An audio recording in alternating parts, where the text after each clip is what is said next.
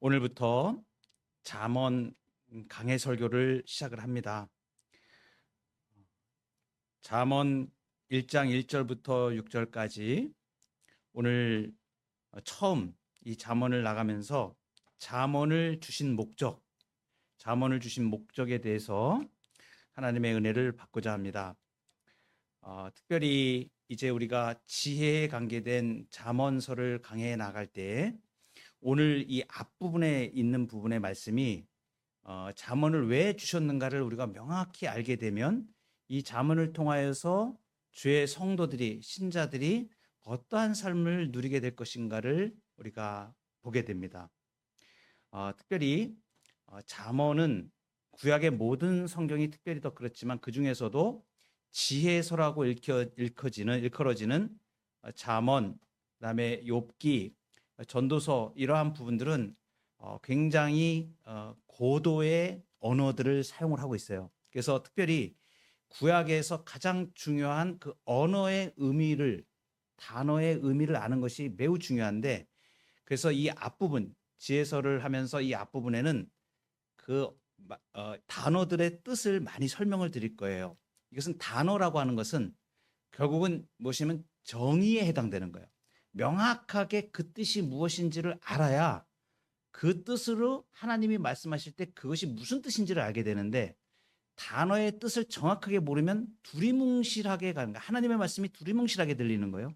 근데 정확하게 그 뜻을 알게 되면 이거구나. 그러니까 화살이 간역에 딱 맞춰서 꽂히듯이 정확하게 그 의미를 우리가 알게 되고 하나님의 말씀을 받게 되는 겁니다. 그래서 특히 잠언 같은 경우는 원어에 대한 의미를 충분하게 검토해서 이 말씀의 뜻을 밝혀내지 않으면 다른 방향으로 나가기가 매우 쉽습니다. 그래서 보통 일반적인 사람들이 아는 지식으로 접근을 하게 되면 결과적으로 이 잠언의 말씀이 다른 쪽으로 가게 되는 거예요. 그래서 하나님의 말씀해 주신 원어의 뜻, 그 정확한 의미들이 밝혀지는 그러한 부분들을 많이 설명을 제가 드릴 겁니다. 그래서 첫 부분에서는 용어 정의, 그러니까 단어들을 설명을 제가 많이 해드릴 거예요. 그러면서 그 뜻을 풀어서 무슨 뜻인지를 알려드릴 때에 이것의 정확한 의미가 무엇이다 하는 것을 이렇게 잘 살피셔야 됩니다.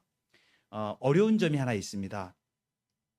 우리 개역 성경이 번역을 함에 있어서 매우 잘된 부분이 많이 있습니다. 그런데 아무래도 번역을 하다 보니까 원문의 뜻을 놓치는 것이 너무나 많이 있습니다. 그래서 정확한 뜻이 잘 드러나지 않고 번역을 할 때 우리가 잘못하면 다른 뜻으로 이렇게 받아들이고 또는 두리뭉실하게 이렇게 받아들이기 쉽기 때문에 그 뜻을 제가 원문의 뜻을 밝혀서 그 단어의 뜻을 설명을 드릴 때에 한번 이번에 잘 정리를 해 놓으시면 이것이 계속 나옵니다, 앞으로. 근데 사실 그 단어라는 게 몇 개 되지도 않아요. 뭐 30개 남짓 아주 중요한 단어들, 뭐 지혜 그러면 호크마 뭐 이런 내용들인데 꼭 원어를 쓰지 않더라도 그 내용의 뜻, 우리가 지혜라고 할 때 이것이 뭘 말하느냐 하는 이것을 명확하게 가지고 있으면 말씀의 뜻을 우리가 잘 살펴서 알 수 있게 됩니다. 1장 1절에 보면 다윗의 아들 이스라엘 왕 솔로몬의 잠언이라 이렇게 시작을 합니다. 몇 가지 표현이 나오죠. 다윗의 아들이라고 이렇게 이야기합니다. 이것은 뭐냐면 다윗으로부터 왕권을 받은 솔로몬임을 말하는 것이죠. 특별히 왕권의 정당성을 이렇게 표현해 주고 있고, 다윗의 아들 이스라엘 왕, 그 이스라엘 왕이라는 뜻은 하나님께서 왕으로 세우셨다 이 뜻을 말합니다. 특별히 잠언을 말씀하시면서 솔로몬의 잠언이 이렇게 말씀하시면서 이스라엘 왕이다라고 표현한 부분에 의미가 있습니다. 이것이 무엇을 말하면 왕은 백성을 다스리는 일을 해야 되는 거예요. 이스라엘 왕이라고 이스라엘을 다스리는 왕으로 세우셨는데 이스라엘을 다스리는 왕이 지혜가 없으면 못 다스리는 거예요. 그러니까 이것은 무엇을 말하면 솔로몬의 잠언이 지금 하나님께로부터 받은 지혜로 이스라엘을 다스리는 왕으로 세우셔서 그 지혜로 백성들을 다스리고 그들을 훈계하여 지혜로운 백성이 되게 한다라는 뜻도 굉장히 많이 지금 암시를 하고 있는 것이죠. 그리고 이제 솔로몬의 잠언이라 이렇게 말씀하시잖아요. 솔로몬이 무슨 뜻입니까? 샬롬이라는 뜻이에요. 샬롬. 샬롬에서 유래한 평화로운이라는 뜻이에요. 이름 그대로 이 솔로몬이 40년을 통치를 하는데 태평성대를 누리죠. 그 결정적인 요인이 무엇입니까? 바로 하나님께서 지혜를 주셨기 때문이다. 이것을 말해주는 거예요. 그래서 이 솔로몬이 잠언 3천하고 그다음에 1,005편의 노래를 짓는 굉장히 유명한 업적을 남기죠. 그래서 성경에 보면 간닥의 여왕이 와서 자기가 가지고 있는 지혜는 솔로몬의 지혜에 비할 수가 없다라고 극찬을 하지 않습니까? 거기에 보면 이 천체, 우주 물리학, 그리고 식물학, 곤충학, 이런 거에 모든 방면에 아주 탁월한 지혜를 가졌던 솔로몬 왕을 우리에게 이제 보여줘요. 마치 어떤 것이냐면 이 솔로몬의 그 지혜를 보면 하나님께서 처음 사람을 만드셨을 때 아담이 동물들이 막 나올 때 그 동물들의 이름을 다 막 지어주잖아요. 그렇죠?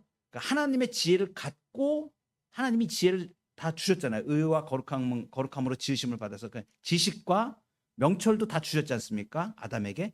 마치 그와 같은 모든 지혜를 가지고 있는 것 같은 그런 느낌을 우리에게 전해 주는 것이죠. 이것이 무엇을 말하냐면 바로 그 하나님의 지혜를 공급받았음을 우리에게 명확하게 말해주는 일들이에요. 그래서 솔로몬의 잠언이다 이렇게 얘기하죠. 근데 이 잠언은 어떤 것을 말하냐면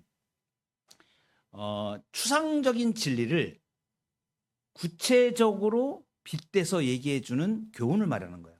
그러니까 속담, 격언, 모든 많은 것들이 있죠. 이 잠언 안에는. 그러니까 한마디로 말하면 형식은 여러 가지일 수 있는데 가장 중요한 게 뭐냐면 추상적인 진리를 실제적인 진리로. 그러니까 이 잠언을 딱 받게 되면 어떻게 돼요? 명확하게 알 수 있다는 얘기예요. 그죠? 그래서 실제적인 실예로 이렇게 말씀해 주신다. 이 잠언은. 그래서 이제 이 잠언은 속담이나 격언 이러한 의미보다 훨씬 더 넘어가서 무엇이라는 걸 말해 주는 거는 이 잠언의 말씀이 계시의 말씀인 걸 말해 주는 거예요. 계시의 진리입니다. 이것은 뭐냐면 성령님께서 솔로몬을 감동하셔 가지고 지혜를 계시로 주신 거예요. 그러니까 잠언은 일반적인 학식이나 이러한 걸 훨씬 뛰어넘어서 가장 중요한 계시의 진리라는 거죠. 하나님께서 우리에게 주신 솔로몬을 사용하셔서 우리에게 주신 계시의 말씀이다. 이 부분을 이제 명확하게 이제 우리가 서론적으로 알고 넘어갑니다. 이제 오늘 본론으로 들어가서 잠언을 주신 목적이 무엇인가 하는 것이죠. 왜 이것을 주셨는가를 지금 1절부터 6절까지 2절부터 6절까지 잘 설명을 해주고 있습니다. 그래서 잠언을 주신 목적이 오늘 이 솔로몬의 잠언 맨 앞에 진열이 되어 있는 거죠. 왜 이 잠언의 계시의 말씀을 주셨는가 이것입니다. 첫 번째는 지혜를 알게 하기 위함입니다. 2절에 보면 이는 지혜와 훈계를 알게 하며 명철의 말씀을 깨닫게 하며 이렇게 되어 있잖아요. 처음 이는 지혜와 여기에 해당하는 겁니다. 지혜를 알게 하시기 위해서 이 잠언을 주신다. 그러면 우리가 이 잠언의 말씀을 받으면 지혜롭게 된다는 걸 말합니다. 지혜롭게 되는 걸 말합니다. 지혜를 주신다 그랬으니까 이 잠언의 말씀을 통해서 우리가 지혜를 얻게 된다. 그러면 지혜는 구체적으로 무엇을 말하는가? 호크마라 그러는데 호크마 언어로는 이 지혜는 두 가지 요소가 있습니다. 딱 두 가지로 요약할 수가 있는데 첫 번째 가장 중요한 게 뭐냐면 구원에 이르게 하는 신령한 지식을 말해요. 그래서 이것을 구원에 이르는 지혜라고 말합니다. 그러니까 이 세상에서 말하는 지혜와 지식과 이것은 완전히 다른 거예요. 지혜, 성경에서 말하는 이 지혜는 구원에 이르게 하는 신령한 지식을 첫 번째 의미합니다. 그래서 우리가 주신 하나님의 말씀을 보면 디모데후서 3장 15절에 이 말씀이 있죠. 또 어려서부터 성경을 알았나니 성경은 능히 너로 하여금 그리스도 예수 안에 있는 믿음으로 말미암아 구원에 이르는 지혜가 있게 하느니라. 아멘. 구원에 이르는 지혜가 바로 이것이 신령한 지식을 말하는 거예요. 그러니까 지혜하면 첫 번째는 구원에 이르게 하는 신령한 지식이다. 구체적으로 누구를 통하여 이 지혜가 계시되었는가? 예수 그리스도를 통하여. 그래서 예수 그리스도가 바로 우리의 지혜이시다. 하나님의 지혜이시다라고 명백하게 말씀을 하시죠. 고린도전서 1장 24절에 오직 부르심을 받은 자들에게는 유대인이나 헬라인이나 그리스도는 하나님의 능력이요 하나님의 지혜니라.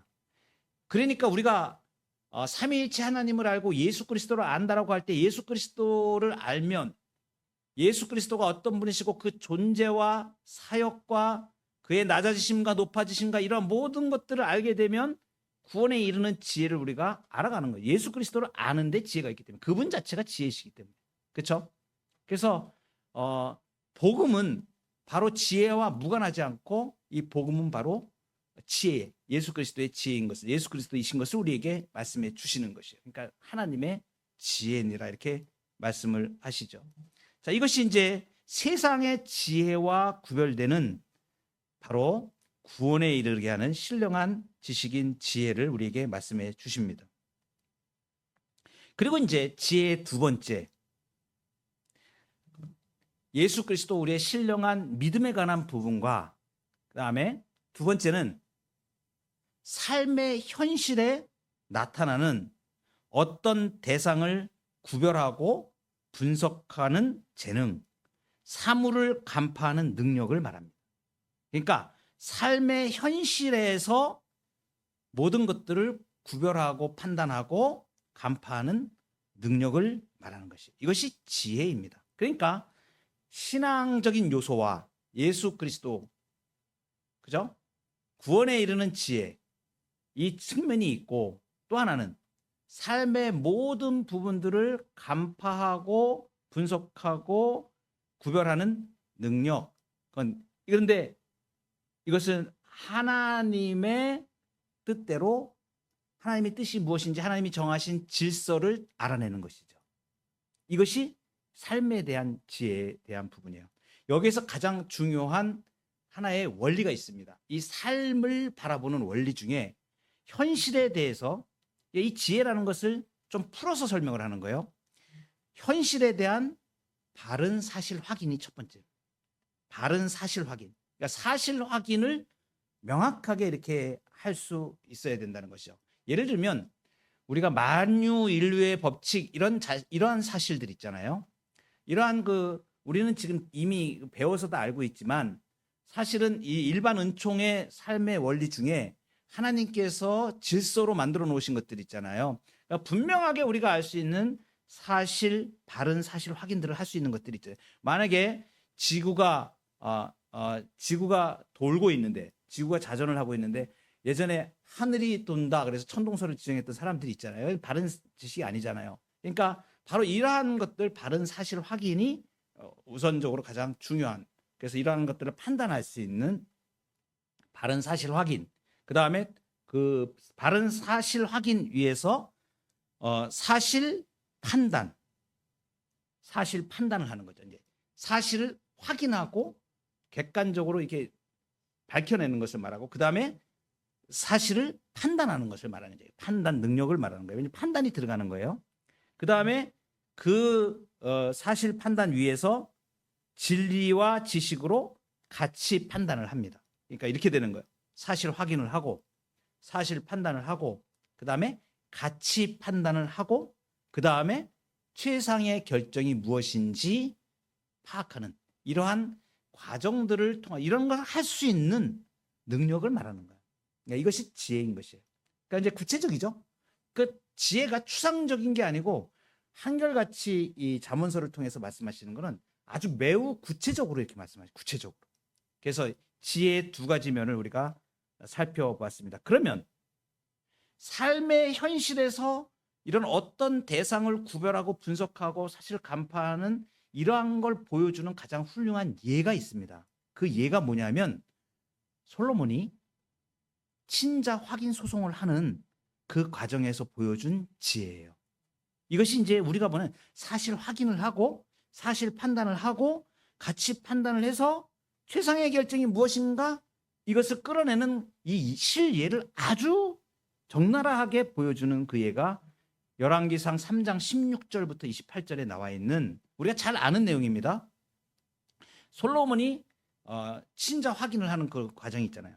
그 아주머니 두 분이 아이를 같이 거주를 하는데 아이를 낳습니다. 둘 다 아이를 낳았어요. 시차를 가지고. 그런데 한 아이가 죽죠. 한 아이가 밤에 자고 일어나 보니까 한 아이는 죽고 한 아이는 살아있는 거예요. 그래서 죽은 아이, 그 당시에는 아이가 굉장히 소중한 겁니다. 아들을 많이 가졌다 그러면 굉장히 그것은 중요한 내용이기 때문에 이 죽은 아이를 가진 엄마, 자기 아이가 죽은 엄마가 산 아이를 자기 아이라고 이제 우기는 거예요. 둘 중에 한 명이 그렇게 한 거죠. 그래서 이제 이 아이 엄마를 가려내는 일이 이제 소송으로 들어온 거죠. 그래서 이제 그걸 통해서 솔로몬이 뭘 합니까? 두 여인의 말을 다 들어보는 거예요. 사실 확인을 하는 거예요. 사실 확인. 그 다음에 이제 사실 판단을 해야 되잖아요. 그죠? 그리고 이제 사실 판단을 명확히 해서 그러면 가치 판단을 적용을 해서 최종적인 결론을 이끌어내는 그 과정을 이렇게 보여주잖아요. 그리고 나서 이제 그 과정 속에서 어떻게 합니까? 잘 아는 내용이시죠? 모르시는 분 없죠? 어떻게 합니까? 아이를 둘로 쫙 해서 공평하게 반씩 나눠주라 그러잖아요. 그죠? 아이를 잘라서 반을. 서로 다 자기 거라고 우기니까 반을 잘라서 그러면 반씩 니네들이 가져가. 이렇게 얘기하니까 친엄마는 아이가 죽는 걸 두려워하니까 절대 그러면 안 됩니다. 저 여자에게 주십시오. 이렇게 얘기하잖아요. 근데 친엄마가 아닌 여자는 어떻게 해요? 그래. 내 것도 네 것도 아닌 걸로 해버리자. 이렇게 얘기하지 않습니까? 그게 뭐예요? 진짜 엄마가 어떠한 그 아이에 대한 마음을 가지고 있는지를 명확히 드러내는 그 판단을 한 거예요. 그 결정을. 그러니까 누구도 부인할 수 없는 본질적인 지혜 이게 무엇인지를 명백히 드러내죠. 근데 열왕기에 나오는 이 말씀에 그 지혜를 솔로몬의 지혜라고 하지 않고 뭐라고 표현하냐면 하나님의 지혜라고 표현해요. 놀랍죠? 한번 볼까요? 열왕기상 3장 28절에 이 내용이 쭉 끝나고 난 다음에 온 이스라엘이 왕이 심리하여 판결함을 듣고 왕을 두려워하였으니 이는 하나님의 지혜가 그의 속에 있어 판결함을 봄이더라. 그러니까 이제 명확해지죠. 이스라엘 왕 솔로몬의 잠언이다. 이 말씀의 뜻이 이제 명확해지잖아요. 예를 들어서 그 지혜, 이 잠언을 주신 목적이 지혜를 알게 하기 위함이다. 그런데 바로 이 지혜를 가지고 솔로몬이 이렇게 판단했다는 예를 지금 설명해 주면서 그것이 누구의 지혜라고 얘기하는 거예요? 하나님의 지혜라고 합니다. 지혜를 알게 하기 위해서 지금 이 잠언을 주셨다라는 말씀을 우리가 알게 됩니다. 그럼 이제 두 번째, 잠언을 주신 목적 두 번째는 훈계를 알게 하며 2절에 중반절에 이는 지혜와 훈계를 알게 하며라고 하는데 여기서 우리가 이제 훈계라고 이렇게 나와 있는 거 있죠? 이것은 무사르라고 원어에 표현되어 있는데 이것은 뭐냐면 경건의 훈련이라는 의미입니다. 아주 중요한 의미예요. 이 원어를 자꾸 제가 뜻을 설명해 드리는 게 우리가 보통 이렇게 훈계 그러면 그냥 어른이 아이한테 타이르는 말 뭐 이 정도로 생각을 하잖아요. 근데 이게 아니고 실제로 성경에 쓰인 이 무사르라는 이 훈계라는 우리 말 번역으로 훈계라는 된 뜻은 경건의 훈련을 말합니다. 경건의 훈련을 어떤 경건의 훈련은 진짜 경건이 무엇이에요? 성령님의 감화 감동으로 예수 그리스도 안에서 바른 믿음으로 하나님께 생활 예배와 의식 예배를 드리는 삶을 가르치는 것이 경건의 훈련이에요. 그러니까 훈계라는 것은 그냥 도덕적으로 이 사람이 너에게 너 이거 하면 잘못되는 거야. 이렇게 해야 돼. 이렇게 가르치는 의미가 아니라는 걸 지금 얘기하는 거예요. 그래서 이 훈계라는 경건의 훈련을 알게 하기 위함이다. 그래서 훈계를 알기 위함이다. 이렇게 해석하는 것보다 경건의 훈련을 알게 하기 위함이다. 이렇게 표현하는 것이 훨씬 더 의미가 정확합니다. 그래서 이것은 무엇이다? 바른 예배를 드리는 삶을 가르친다. 바른 예배. 그만큼 이 예배가 중요한데 바로 이 잠언을 주신 목적이 바로 이 생활 예배와 의식 예배를 드리는 삶을 가르치는 그 말씀입니다. 자, 세 번째, 이 잠언을 주신 목적 1장 2절 하번절에 보면 명철의 말씀을 깨닫게 하며 이렇게 나오죠. 이 명철의 말씀 이렇게 나오는데 이 명철의 말씀이라고 특별히 이렇게 말하는 것은 무슨 굉장히 지혜로운 어떤 이렇게 뭐라 그럴까 이 뛰어나게 이해하는 말씀 뭐 이런 뜻이 아니고 이건 명확합니다. 뜻이 이 명철의 말씀을 깨닫게 한다. 깨닫게 한다는 뜻이 뭐냐면 선악을 구별하게 하는 것만. 선악을 구별하는 것만. 그러니까 성경이 제시하는 통찰력의 특징 여기서 명철의 말씀이라고 하면 우리는 명확하게 이 말씀이 옛 언약과 새 언약을 말씀하시는 하나님의 말씀, 진리의 말씀을 말하는 것을 우리는 분명하게 알죠. 그래서 옛 은혜 언약과 새 은혜 언약, 구약과 신약의 말씀을 깨닫게 하기 위함이다. 그것이 이제 성경이 제시하는 이 통찰력의 특징은 선악을 구별하는 것이죠. 이것이 곧 지혜의 기본 골격임을 말해줍니다. 그래서 이 잠언을 주시는 이 말씀을 통하여서 우리가 하나님의 말씀을 더 잘 깨달아 알 수 있게 하기 위해서 이 잠언의 말씀을 주셨다. 그 다음에 네 번째, 거기 보시면 3절에 지혜롭게, 공의롭게, 정의롭게, 정직하게 행할 일에 대하여 훈계를 받게 한다 이렇게 되어 있는데 이것은 이제 원문의 뜻으로 하면 좀 많이 의역을 많이 해놓은 거예요. 이것은 지혜로운 경건의 훈련하는 것을 말해요. 이게 이제 앞에 지금 훈계를 알게 한다 그러는 것이 경건의 훈련이라 그러고 말씀드렸잖아요. 근데 여기서 특별히 3절에 지혜로운 경건의 훈련이라고 표현된 것은 여기 지혜롭게, 공의롭게, 정의롭게 이것은 의와 공평과 정직에 대하여 지혜롭게 하는 훈계를 받게 한다. 이 뜻이에요. 정확히 해석을 하면 다시요. 우리 개역 성경이 좀 놓친 부분이 있어서 해석에 있어서 조금 어려운 점이 있기 때문에 원문의 번역을 그대로 해석하는 것이 상당히 이해하기가 좋습니다. 1장 3절을 다시 한번 제가 원문대로 이렇게 해석을 하면 의와 공평과 정직에 대하여 지혜롭게 하는 훈계를 받게 한다. 훈계는 경건이라고 그랬죠. 경건의 훈련이라고 그랬죠. 그러니까 의와 공평과 정직에 대하여 경건의 훈련을 받게 한다. 이렇게 되는 거예요. 그런데 의와 공평이 무엇이냐? 이것은 이제 의는 체다카를 말하고 공평은 미시파트를 말합니다. 우리 이건 이제 주기도문 할 때 했었기 때문에 조금 이 단어가 나오면 좀 어렵게 생각하실지 모르는데 이제 의와 공평, 구약에서 의라고 나오면 거의 대부분 무조건 체다카라고 생각하면 돼요. 그냥 어렵지 않죠? 그 다음에 공평 그러면 미시파트라고 생각하면 됩니다. 거의 이거는 변하지가 않습니다. 구약에서. 그러면 이것은 뭐냐? 의와 공평, 체다카와 미시파트가 나올 때는 반드시 이것은 무엇을 말하냐면 하나님을 나타내는 표현이에요. 그러니까 거짓과 불의가 전혀 없이 완전한 의를 지니신 하나님, 그리고 그것을 공평하게 시행하시는, 미시파트는 시행한다는 걸 말하잖아요. 체다카는 그 의 자체를 말하고, 이거 제가 주기도문 할 때 율법 자체가 그렇다고 말씀드렸죠. 율법 자체가 체다카다고 말씀드렸죠. 그러면 하나님의 속성이 그대로 다 드러난 것이 뭐예요? 율법이잖아요. 그러니까 이 의와 공평을 얘기할 때, 체다카와 미시파트를 얘기할 때는 반드시 하나님이에요. 하나님의 속성을 말하는 겁니다. 하나님을 나타내는 표현이에요. 그러니까 이거 보면 의와 공평과 정직에 대하여 경건의 훈련을 한다. 한마디로 말하면 너무나 놀라운 뜻이 이게 여기 나오는 거예요. 이 잠언서 1장 3절의 말씀이 뭘 말하는 거냐면 마음과 목숨과 힘과 뜻을 다하여 너의 하나님을 사랑하고 내 이웃을 내 몸같이 사랑하라는 뭐예요? 율법의 대강령. 통하죠? 이렇게 말씀드리니까 이게 이제 이 말씀의 의미가 살아나잖아요. 이게 보세요. 의와 공평, 율법과 그 율법을 공평하게 시행하는 미시파트, 이 모든 것이 다 뭐에 관계된 거예요? 하나님과 관계돼요. 그러니까 네 마음과 목숨과 힘과 뜻을 다하여 하나님을 사랑하고 내 여호와를 사랑하고 내 이웃을 내 몸과 같이 사랑하는 율법의 대강령이잖아요.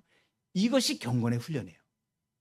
그러니까 지금 이 잠언을 주신 목적이 이렇게 지혜로운 경건의 훈련을 하게 한다는 것은 뭐냐면 마음과 목숨과 뜻과 힘을 다하여 하나님을 사랑하는 것을 가르치고 그리고 내 이웃을 내 몸과 같이 사랑하는 율법의 대강령을 가르친다. 한마디로 말하면 율법의 대강령을 우리에게 훈련시키신다. 뭐가? 잠언이 주신 말씀. 이해되시나요? 그러니까 하나님을 사랑하고 이웃을 사랑하는 모든 것이 지금 어디 들어있다는 거예요? 여기 잠언에 들어있다는 거죠. 이 말씀을 지금 하시는 거예요. 굉장히 중요한 말씀이죠. 이것이 잠언을 우리에게 주신 목적입니다. 그 다음에 다섯 번째로 잠언을 우리에게 주신 목적 다섯 번째, 우매한 자에게 영민함을 주기 위함입니다. 4절 상반절, 어리석은 자를 슬기롭게 하며, 이렇게 돼 있죠.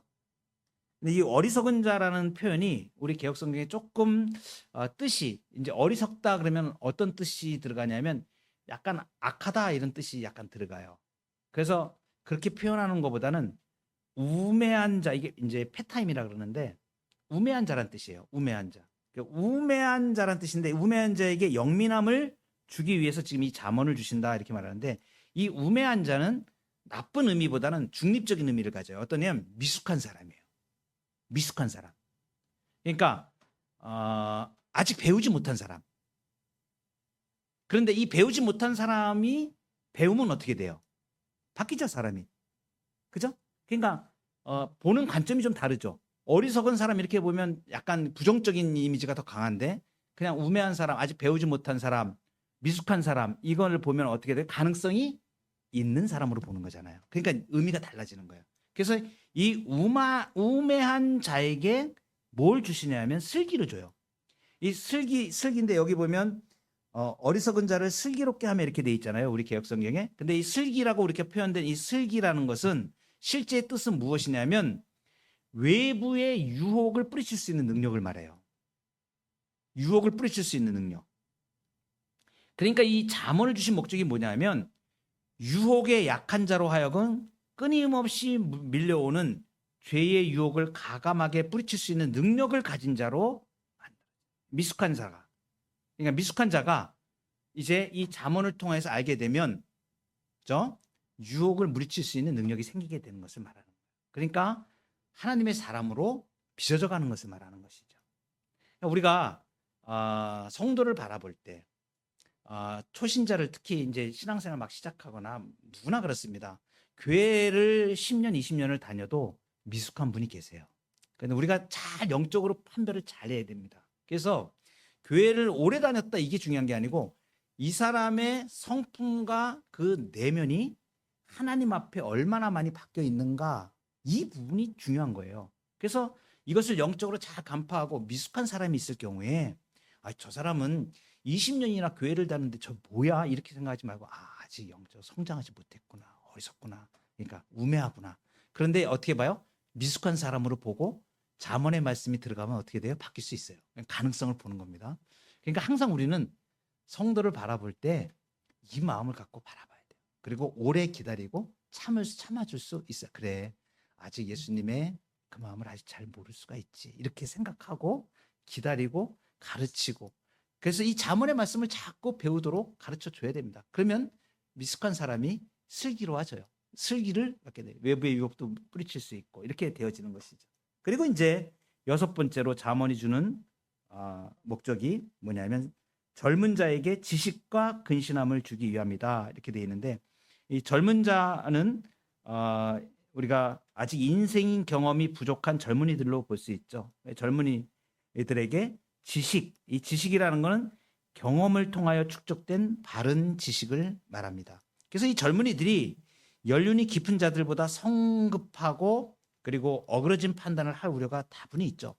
그래서 목사의 눈에서 보면 이 젊은이들이 하는 행동이 얼마나 답답한지 모릅니다. 알지도 못하고 깨닫지도 못하고 그럴 때가 많이 있죠. 또 어르신들이 보면 젊은이들이 굉장히 성급하게 판단하고 이런 게 막 연륜에서 보면 보일 때가 있잖아요. 다 그냥 막 보이잖아요. 그 뭐냐면 그 축적된 그 지식이 있기 때문에 그래요. 경험적으로 이 인생을 사신 분들은 그래서 우리가 연장자를 존중하는 이유가 뭐냐면 그분의 인생을 사신 지혜가 있다고 느껴질 때 그죠? 우리가 알잖아요. 그러면 그분의 말씀을 경청하고 노인들의 말씀을 잘 듣잖아요.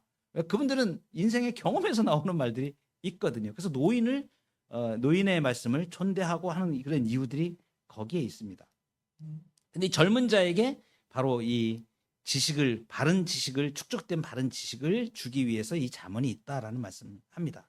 특별히 거기 근신함을 준다라는 표현이 있는데 뭐 근신함이 이렇게 잘 우리 개역 성경에 있는 우리 단어로 잘 떠오르지가 않습니다. 이건 명확하게 이건 많이 나오는 단어예요. 매진마라고 이제 나오는데 아마 많이 들으실 겁니다. 앞으로도. 근데 이제 오늘은 제가 이렇게 좀 단어를 원문까지 제가 이렇게 설명을 해서 말씀을 드리는 이유가 있습니다. 좀 익숙해지시도록 이제 잠언에 대해서 나중에 뒤에 또 나오겠지만 좀 그래도 익숙해지시는 게 좋겠다. 그래서 어렵게 생각하지 마시고 몇 단어 안 됩니다. 그래서 이제 나중에 단어 나올 때 제가 설교 중에라도 매진마 이러면서 그러면 매진마 그 잠언에 나왔었는데 이러면서 생각하시면 돼요. 이것은 뭐냐면 계획, 의논 이런 것들을 말해요. 그래서 자기의 현재 일과 계획과 목적 등을 합리적으로 이해할 수 있는 영적인 정신력 이런 것들을 말하는 거예요. 이 매진마라는 것이. 그러니까 얼마나 이게 대단한 거예요. 모든 것들을 계획을 세워서 추론할 수 있고 이렇게 계획을 세워서 집중해서 그 일을 집행할 수 있는 그러한 삶의 계획적인 삶을 가질 수 있다. 합리적이고 신중한 삶 그리고 계획적인 삶을 살도록 주어졌다. 그러니까 이 잠언의 말씀을 잘 습득하여서 이 말씀을 배우면 지혜가 생기는데 바로 젊은이들 같은 경우에는 자기의 인생을 잘 계획하고 신중하게 그 삶을 하나님 앞에 잘 살아갈 수 있는 그 정신력과 능력이 생기는 걸 말해요. 여러분 이건 인생이 달라지는 거예요. 젊은이들이 이 하나님의 이 지혜의 말씀 잠언을 받게 되면 정확하게 이 잠언을 받으면 자기의 인생을 정말 보통 사람들과 같지 않게 하나님 앞에서 신중하고 계획적으로 삶을 살 수 있는 능력이 생깁니다. 그리고 이제 7번째 이 잠언을 주신 목적은 지혜 있는 자는 5절에 보면 지혜 있는 자는 듣고 학식이 더할 것이요 이렇게 되어 있는데 무슨 이게 지적인 학문의 능력이 늘어나는가 이걸 말하는 게 아니에요. 이것은 뭐냐면 통찰력을 말합니다. 통찰력. 그러니까 지혜 있는 사람에게 통찰력을 더해준다. 통찰력은 어떤 것을 구체적으로 말하냐면 여기 학식이라고 표현됐는데 이건 레카흐라는 동사, 라카흐에서 나온 동사인데 이건 뭐냐면 마치 이렇게 손으로 잡는 것 같은 생생하고 구체적인 지식을 말해요. 이 통찰력이라는 것이. 그러니까 명확하게 손으로 콱 잡는 지식을 말해요. 이것을 가지게 하는 것을 말합니다. 신명기에 이 말씀을 똑같은 말씀을 쓰셨는데 여기가 교훈이라고 표현하는 거 있죠. 신명기 32장 2절에 보면 내 교훈은 비처럼 내리고 내 말은 이슬처럼 맺히나니 이렇게 말씀합니다. 그러니까 하나님께서 내 레카흐는 레카흐라고 이렇게 표현됩니다. 이게 지금 내 교훈이라고 지금 표현되어 있는 이 교훈이 바로 이 통찰력을 말하는 거예요. 그러니까 지혜 있는 사람에게 주시는 우리 개역 성경에서는 학식이라고 표현됐는데 통찰력을 말하는 겁니다. 손으로 잡는 생생하고 구체적인 지식이 어떻게 내립니까? 비처럼 내린다. 그리고 주님의 말씀이 이슬처럼 맺힌다. 그래서 연한 풀 위에 가는 비 같고 채소 위에 단비 같도다. 그러니까 삶이 어떻게 되는 거예요? 생생하게 잡히는 그러한 지식으로 통찰력으로 막 삶이 풍요로워지니까 그러니까 판단을 잘 하는 거야. 막 이렇게 판단을. 그러니까 이 얼마나 이 대단한 거야. 지혜롭게 살아가는 사람이 되는 거죠. 이 삶에서 아주 통찰력 있게 판단을 잘하고 그리고 깔끔하게, 명확하게, 그리고 모든 그 결과가 아름답게 만들어가는 그런 결정들을 이렇게 해나가는 걸 말하는 거예요. 얼마나 지혜로운 사람이에요. 통찰력 있는 사람이에요. 그래서 이 지혜 있는 사람에게 바로 이렇게 결정하고 통찰력 있게 살아갈 수 있도록 이 잠언을 주신 목적이 바로 이와 같다라는 것을 말씀해 주시는 것이죠. 그리고 이제 8번째 아주 중요한 건데요. 명철한 자는 5절 하반절에 보면 명철한 자는 지략을 얻을 것이라 그러는데 이거 굉장히 중요한 겁니다. 그러니까 명철한 자는 이해력이 있는 사람을 말합니다. 이것은 뭐냐면 진리와 비진리를 구별할 수 있는 능력이 있는 사람을 말하는 거예요. 그래서 이 통달하는 본질을, 모든 내용들의 본질을 깊이 깨트려 볼 수 있는 그러한 능력을 가진 사람은 뭘 더해 주냐면 전략, 지략을 말해요. 여기 지금 지략을 얻을 것이라 그랬잖아요. 이것은 타우블로타라 그러는데 아주 굉장히 중요한 겁니다. 이것은 그 이스라엘의 그 우리나라의 국정원에 해당하는 그 기관 있잖아요. 정보기관.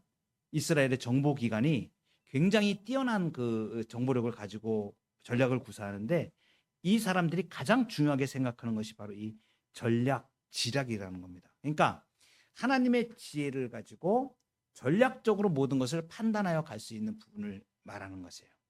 그래서 이건 어떤 것을 말하냐면 바다를 항해하는 선원이 거센 그 경랑에 부딪히는데 그 배를 잘 조정해 가지고 목적지를 이렇게 향해서 나아가듯이 인생 항해에 닥친 문제들, 이런 문제들을 전략적으로 잘 조정을 해서 풀어갈 수 있는 탁월한 능력을 말합니다. 타우블로트예요. 여러분 이제 삶을 살다가 저도 이제 하나님의 지혜를 구하면서 이러한 전략을 구할 때가 있습니다.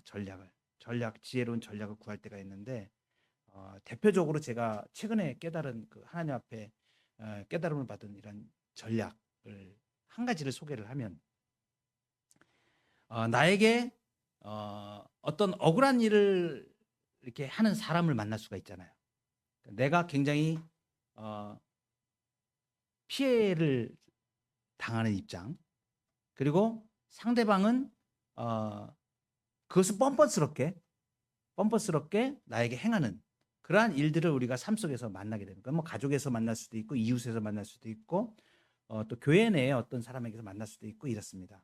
이것을 전략적으로 하나님이 주신 지혜로 해결할 수 있는 부분이 어떤 부분이 있을까를 제가 묵상을 하다가 큰 깨달음을 얻었어요. 그러니까 뭐냐면 우리가 보통 내가 억울한 일을 당하면 그냥 참아야 됩니까? 이상하잖아요. 그냥 참고 그냥 무조건 용서해요? 바른 방법이 아니에요. 그래서 어떤 방법이 가장 좋은 방법일까? 물론 이제 사실 아까 말씀드린 대로 사실 확인을 하고 사실 판단을 하고 가치 판단을 하고 최종적인 결정을 내리는 이 과정을 거쳐서 가는데 답이 안 나오는 사람들을 만날 수가 있어요. 우리가 인생을 살 때. 답이 안 나오는 사람. 말도 안 통하고 이건 경우도 모르고 근데 경우를 모르는데 왜 모를까요? 깨달음이 없는 거죠. 그 사람이. 깨달음이 없는 거예요. 그러니까 자기는 그것이 맞다고 생각하고 자기 위주대로 생각해서 그 일을 합니다. 근데 그것이 상대방에게 피해를 엄청나게 주고 상대방에게 그거는 못할 짓을 한다는 것을 모르는 경우가 있어요. 근데 이런 경우를 당할 때 우리 신자가 어떻게 하는 것이 가장 좋은 일일까요? 이제 현실적인 문제를 제가 말씀드릴게요. 저도 이것이 맞구나라는 것을 이제 검증을 하고 지나온 삶 속에서 제가 몇 가지를 검증을 해봤어요. 이 부분에 놓고 어떻게 하는 거냐면 제가 내린 결론은 그렇습니다.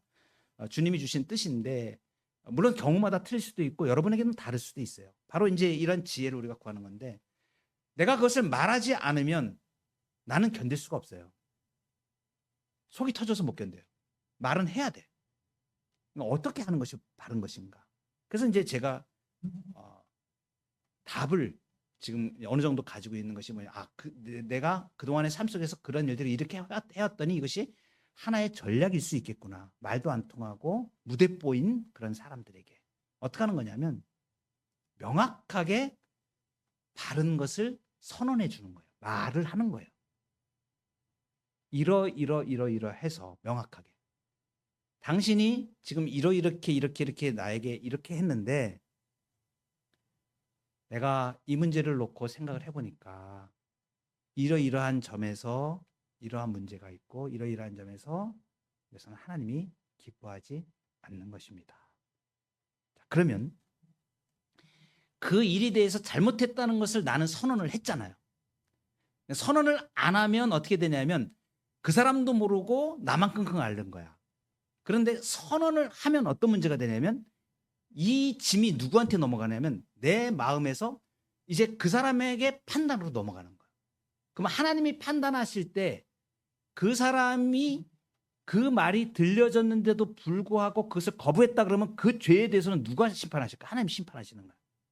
그런데 그 말을 안 했을 때는 그 사람이 그것을 몰라. 잘못인지 어떤지도 몰라요. 그러니까 하나님 앞에서도 부끄럽지도 않아. 그런데 그 말을 분명하게 했을 때는 달라질 수가 있어요. 미숙한 사람, 그 사람이 아까 얘기한 대로 우매한 사람, 어리석은 사람이 아니고 미숙한 사람일 경우에는 어떤 일이 일어날까요? 성령께서 그 사람을 감동할 수가 있어요. 그러면 그 사람이 이게 내가 지금 하나님 앞에서 잘못된 거예요. 내가 이거 천벌을 받을 짓일 수도 있겠구나. 만약에 이것을 깨닫게 되면 어떤 일이 일어날까요? 자기가 돌이킬 수 있는 일이 일어나죠. 그럼 그 사람이 뭐 사과를 한다든가 어떻게 할 수가 있겠죠. 그런데 만약에 그 사람이 그것을 거부했어.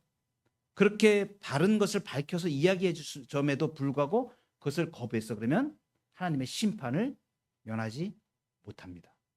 자, 여러분 이 이치를 잘 보세요. 우리가 예수님이 이 말씀하셨잖아요. 여자를 보고 음욕을 품는 자마다 가늠한 자다 그랬잖아요.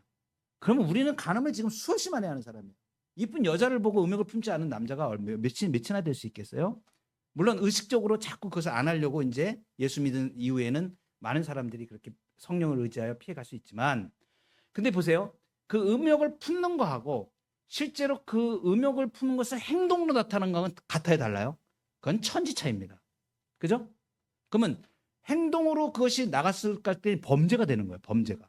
그러면 그거에 대하여 형벌이 가고, 그죠? 죄값을 치러야 되잖아요. 근데 마음으로 내가 그것을 품고 있다가 얼른 내가 그 마음을 돌이켰어요. 그러면 죄가 돼요, 안 돼요? 죄가 안 돼요. 바로 이와 같은 원리가 이 전략적인 것을 우리가 타워블로트를 행할 필요가 있다는 거죠. 그래서 내 마음을 아프게 하고 힘들게 하고 있는 사람은 놓고선 기도를 하세요. 기도를 하고 난 다음에 어떻게 하냐면 선언을 하는 거야. 선언을 하고 나면 달라져요. 그 다음에 선언한다는 의미는 그것을 누구에게 맡기는 거냐면 전적으로 하나님께 맡기는 거예요. 그 사람이 미숙한 사람이면 하나님께서 깨닫게 하셔서 감동을 줘서 어떤 형태로든. 그래서 우리가 이 말의 권세라는 게 있잖아요. 말의 권세가 바로 여기에 있는 거예요. 선언하면 땅에서 우리가 매면 하늘에서도 매이고 풀면 풀립니다. 그런데 이것을 누가 결정하시는 거예요? 주권자 대신 하나님이 하시는 거예요. 그러니까 마음에 힘들고 아픈 일이 있으면 그냥 아프다고 얘기해야 돼요. 그거 그냥 끌어안고 있고 내가 그냥 우리는 무조건 참아야 돼. 이게 아니에요. 그냥 그것은 우매한 겁니다. 고민하고 끌어안고 말도 안 하고 막 이러면서 이렇게 했을 경우에는 그거는 병이 돼버려요. 그러니까 어떻게 한다?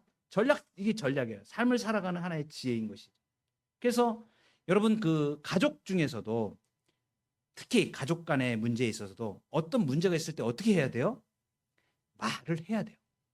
말을 하는데 내가 지금까지 살아온 이러한 부분을 봤을 때 또는 이제 신앙인들 같은 경우에는 하나님의 말씀에 하나님은 이렇게 하기를 원하셔. 그런데 우린 지금 그러지 못한 것 같다. 그죠? 부부싸움 할 때도 마찬가지다. 부부싸움 하다가도 갈등이 있잖아요. 터놓고 이야기를 해야 돼요.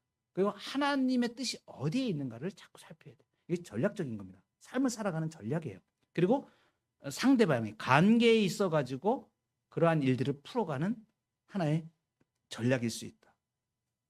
이러한 부분들 이제 우리가 실제적으로 삶의 국면에 닥치는 문제들, 이것들을 난국을 타개하고 바른 목적지로 향해서 갈 수 있도록 전략을 제시해 주는 이 목적이 지금 잠언을 주신 목적이에요. 그러니까 우리가 지금 이제 잠언을 공부해 나가면 어떻게 될까요? 바로 이런 능력들을 주님께로부터 받는 훈련을 우리가 지금 하게 될 수 있다는 것을 마지막입니다. 6절에 보면 잠언과 비유와 지혜 있는 자의 말과 그 오묘한 말을 깨달으리라. 이렇게 하는 건 진리의 말씀들을 이 지혜를 깨닫게 하기 위함이다. 이것은 뭐냐면 비록 우리 삶에 어려운 문제가 있다 하더라도 이 잠언의 말씀을 통해서 어떻게 된다고요? 바른 이해에 이르게 될 수 있고 분별력이 있는 자, 명철한 자로 반드시 세워질 수 있다라는 의지를 지금 표현하게 돼요. 그러니까 하나님의 의지예요, 이것이. 이 말씀을 통하여, 계시의 말씀을 통하여 우리를 어떻게 하신다고요? 명철한 자, 분별력 있는 자로 세워가시기 위해서 이 잠언의 말씀을 주셨다. 그죠? 그래서 이제 솔로몬이 바로 그 말씀을 하죠. 친모 확인 소송을 통해서 얘를 잘 보였죠. 이 잠언의 말씀들을 우리가 잘 배워가면서 주님의 은혜를, 주님의 지혜를 우리 삶 속에, 그리고 구원에 이르는 지혜가 더 깊어지고, 그리고 또 삶에 대한 모든 지혜가 하나님의 뜻을 잘 살펴가는 올바른 그러한 신앙으로 잘 세워져 가기를